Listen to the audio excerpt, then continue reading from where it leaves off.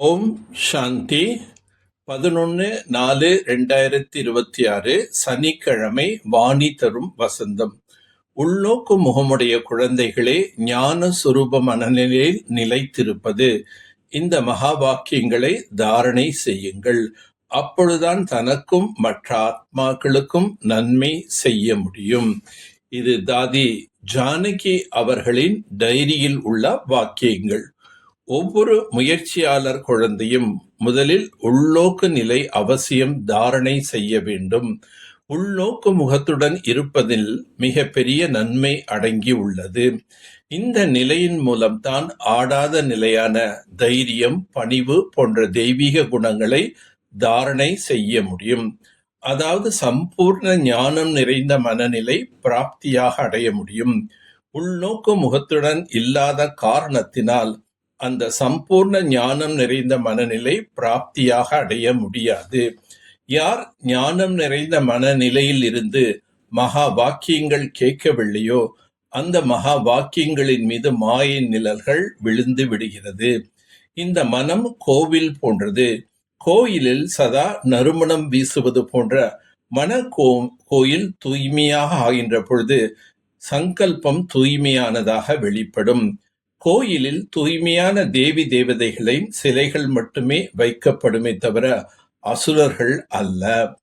நீங்கள் தனது மனதில் அல்லது உள்ளம் என்ற கோயிலை அனைத்து குணங்கள் என்ற மூர்த்திகளால் அலங்கரித்து விடுங்கள்.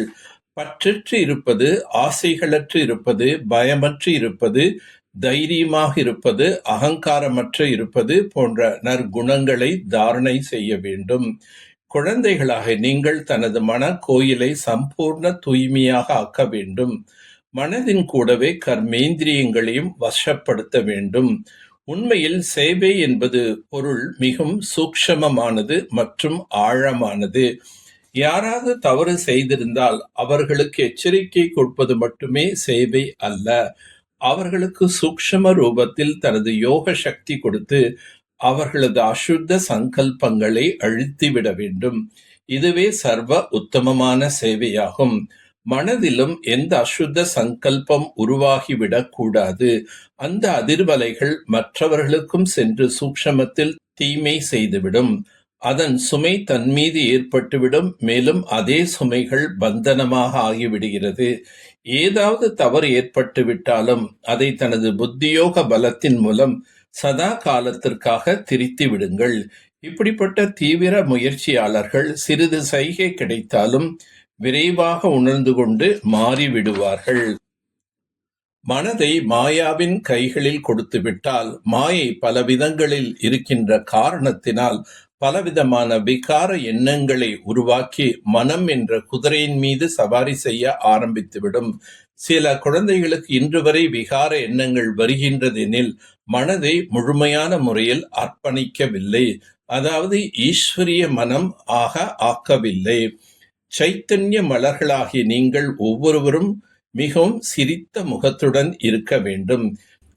நிச்சய புத்தி உடைய காரணத்தினால் உங்களது ஒவ்வொரு நரம்பிலும் சம்பூர்ண ஈஸ்வரிய சக்தி நிறைந்திருக்கின்றது. ஏதாவது ஒரு யுக்தியின் மூலம் தனது அசுர சுபாவங்கள் மீது வெற்றி அடைய வேண்டும். சாட்சி நிலை மிகவும் இனிய, ரமணீகரமான மற்றும் ஆழமான நிலையாகும்.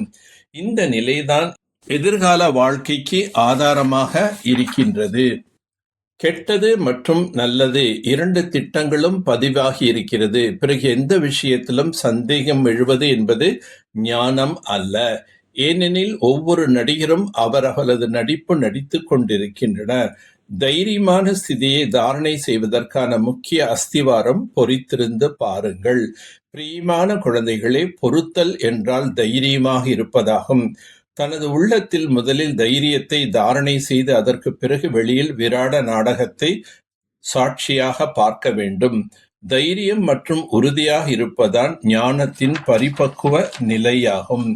தனது லட்சிய சுரூபத்தில் நினைவின் மூலம் அமைதி, பணிவு, தைரியம், இனிமை, குளிர்ந்த நிலை போன்ற அனைத்து தெய்வீக குணங்களை தாரணை செய்ய வேண்டும்.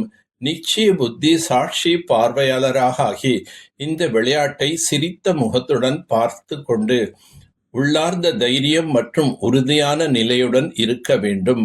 அதிக காலம் இந்த சாட்சியின் நிலையில் நிலைத்திருப்பதற்கான முயற்சி செய்ய வேண்டும். ஒருவருடைய வழியில் மற்றும் ஒருவரோடு மட்டும் சம்பந்தம் வைக்கக்கூடிய சம்பூர்ண ஃபரிஸ்தா ஆக.